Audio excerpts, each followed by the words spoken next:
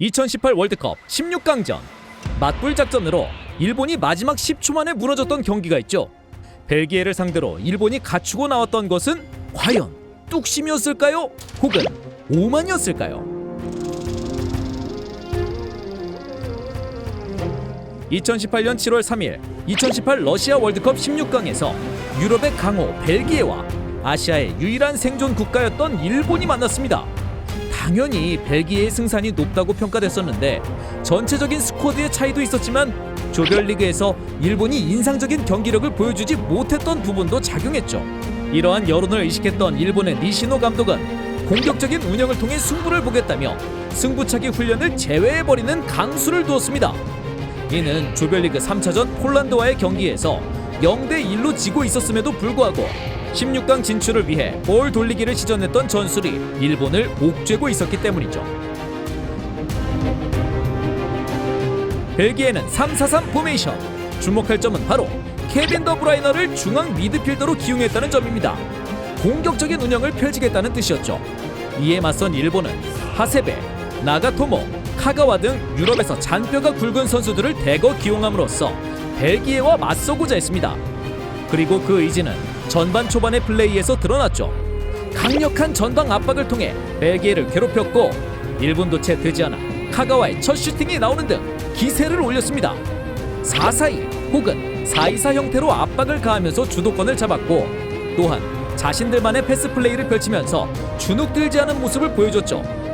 원톱으로 나섰던 오사코 유아를 기점으로 삼아 연계 플레이를 펼치거나 뒷공간을 공략하는 등 대등한 경기력을 선보였습니다. 특히 오사코는 쟁쟁한 센터백들과의 경쟁에서도 이기는 모습을 보여주며 일본의 공격을 이끌었습니다. 하지만 벨기에는 역시 벨기에였습니다. 전반 20분이 지난 시점부터 집중력을 찾기 시작했고 점차 점유율을 늘려가는데요. 측면에서 움직였던 아자르가 낮은 위치까지 내려오는 것이 반전의 실마리였습니다. 빌드업을 위해서 더 브라이너가 많은 패스를 주고받을 수밖에 없었는데 변화를 주고자 자신이 내려갔던 것이죠. 이러한 아자르의 동선 변화는 더 브라이너가 더 높은 위치까지 올라가서 패스를 받을 수 있는 장면을 만들어 주었습니다. 이로 인해 일본의 단단했던 수비진에 점차 균열이 생겼죠. 주도권을 내준 일본은 실점을 피하고자 필드 플레이어 전원이 박스 안에 들어가기도 했는데요. 이러한 과정에도 기죽지 않고 중간중간 공격을 시도하며 0대0 균형을 맞춘 채 전반전을 끝냈습니다. 후반에도 비슷한 압박 전형을 유지하던 일본은 이른 시간 리드를 잡습니다. 좀 더 공격적으로 나섰던 벨기에를 순간적으로 무너뜨렸는데요.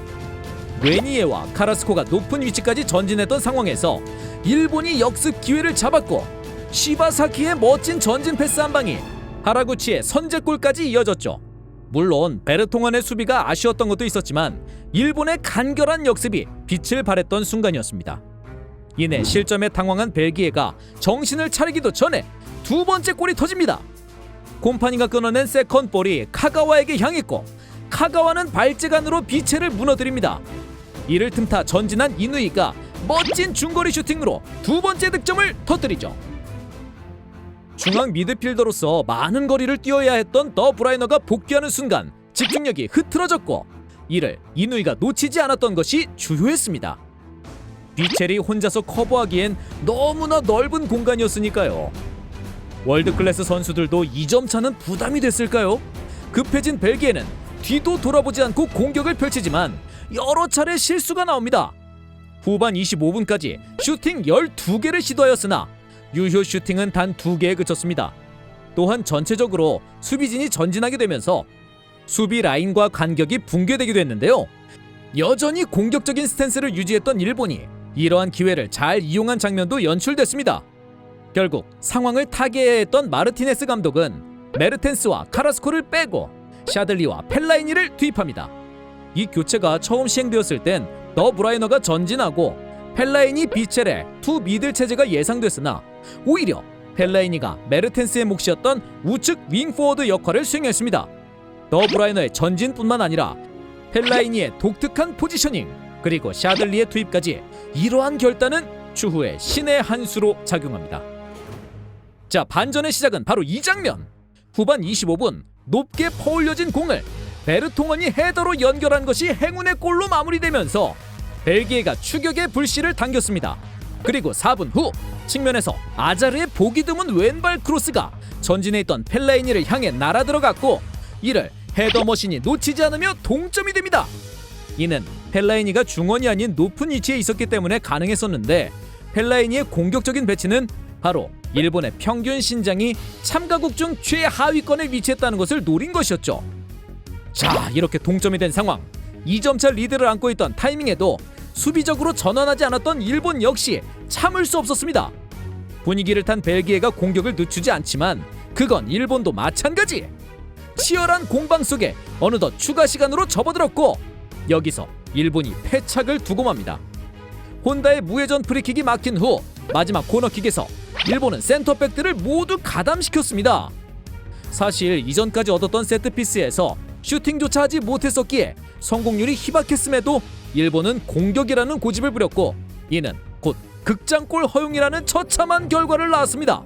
쿠르투아의 패스를 받은 더브라이너는 중앙으로 끌고 들어가면서 수비수들을 유인합니다. 이때 뇌니에, 샤들리, 아자르가 동시에 역습에 가담하여 수적 우위를 점합니다. 공에 집중된 일본 선수들이 중앙에 몰린 사이 우측의 뇌니에가 침투를 감해 루카쿠도 수비를 끌고 들어가주는 멋진 오프더블 움직임을 선보이기도 했으며 결국 따라 들어온 샤들리의 마무리가 골망을 흔들며 경기는 3대2로 마무리. 만약 마지막 코너킥에서 일본의 선택이 뒤바뀌었다면 그 후의 결과도 바뀌지 않았을까라는 의문점이 남았습니다. 벨기에와 숨막히는 혈전 끝에 아쉬운 패배를 당했던 일본. 물론 스코어상으론 만족할 만한 성적이었던 것이 맞습니다. 하지만 그들이 열세 속에서도 맞불을 놓았던 것은 과연 뚝심이었을지 혹은 오만이었을지